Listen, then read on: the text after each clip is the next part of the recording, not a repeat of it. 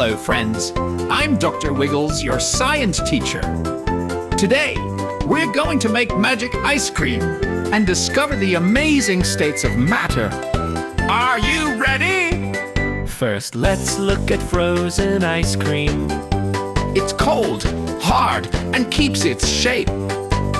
That's because it's a solid. Try to scoop it with me. Oh my, it's so hard. Solids like to stay still. But wait, our ice cream is melting.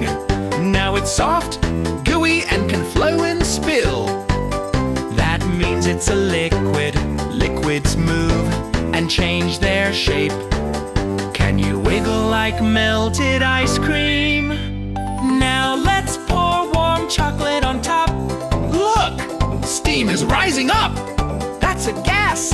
Gas is spread out everywhere and we can't hold them in our hands. Take a deep breath. Whoosh, that's gas too. So friends, water can be a solid, a liquid, and a gas. Isn't that amazing? Just like our magic ice cream.